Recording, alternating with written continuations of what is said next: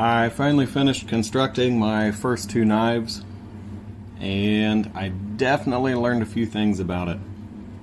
So I did some sheaths before with some smaller knives and figured out it's pretty easy to get tool marks in the wet leather when you're forming. I didn't realize how easy it was to get those tool marks with larger handled knives, and I just set this down in a soft-jawed vise to try to keep the leather straight and to try to keep it, tight up against the handle. And just setting it in there, I didn't even pinch it tight or anything, and it still left these really deep marks.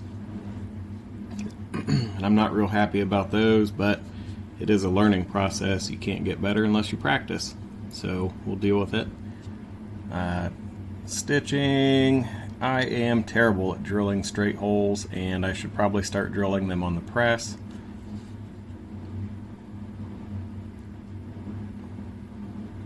I guess if you cross your eyes they don't look too bad, but again, learning process. As far as the stitching goes, definitely a big difference between the two. So I don't know. I guess I tried to cheat on the saddle stitch or do it incorrectly or whatever, but I got one string that's loose and the other side's tight, and it's because I only used one needle and I didn't make sure they were pulled through.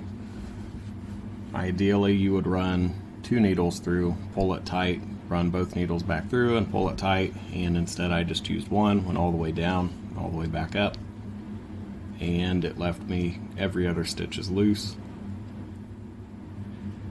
So when I did this one, I held it between my knees so I could still move it around a little bit, and ran my saddle stitch correctly. Stitches came out a lot more even and uniform.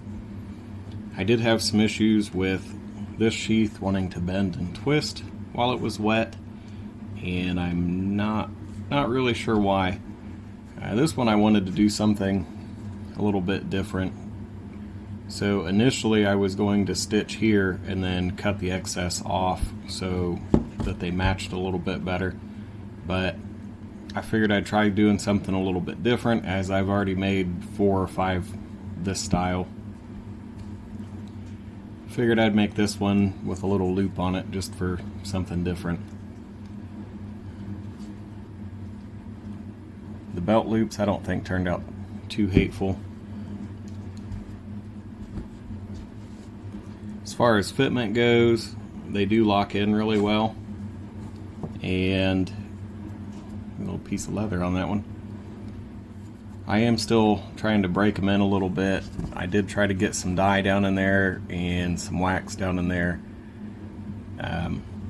Initially I had some issues where I was getting some very light surface rust on here, so I really coated the blade in wax and a little bit of oil, ran it in and out a couple times to try to coat that leather on the inside. These knife blanks were from Knives of the North. They were pre-made, roughed in. They didn't have an edge on them, but everything else was cut. There are some imperfections with them, but everything else I do has imperfections, so it's not a big deal. The grind on this is uneven, and I don't know. I thought about taking them out, but I also thought it looked kind of unique.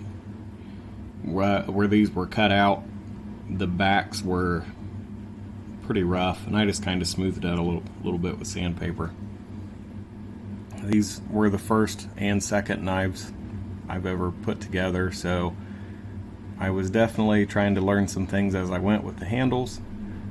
This one is stabilized elm that I picked up online, and this groove right here, when I'm working inside of animals, I tend to hold my knife like that.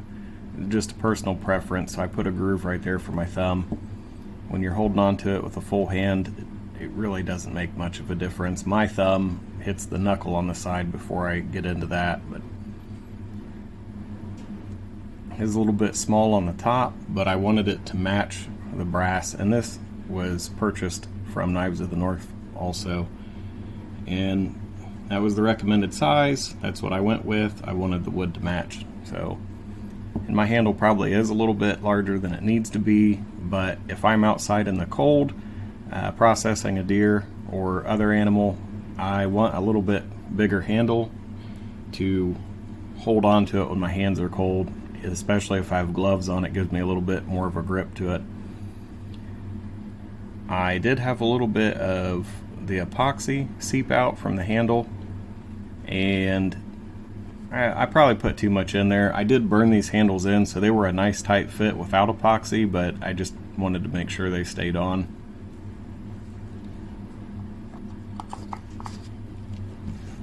This one, I took the knife out before the leather was all the way dry because I got impatient and that leather kind of shrunk, and this one is very tight in there, and I am going to have to do a little bit of work to get it loosened up.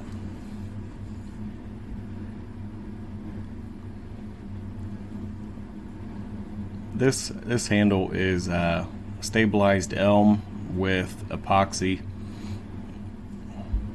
A little bit of a glare on that epoxy makes it hard to see, but this whole section through here is epoxy, and down in this area it does have a little bit of a knot in it. You can feel it, but I think it makes a unique look to it, so I left it in there. Same thing with this one. I had some issues with epoxy leaking out, and I tried to get the handles to match because I wanted matching knives, and doing this stuff freehand is hard for a novice to get two of them to match, but I don't think they turned out too hateful.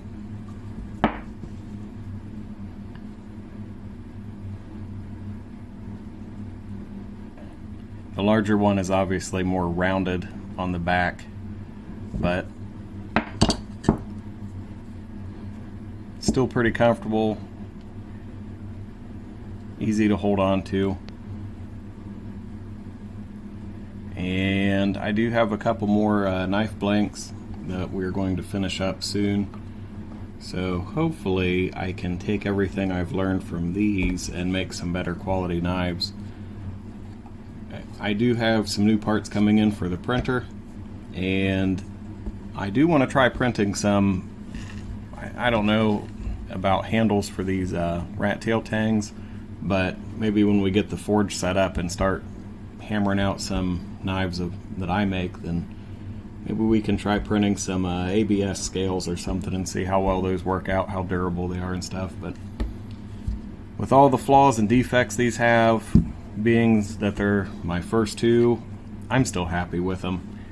And I think that's the important part whenever you try new things, is to put in the effort that you can, learn what you can, and do the best of your ability, and then take that information and try to improve on it in the future.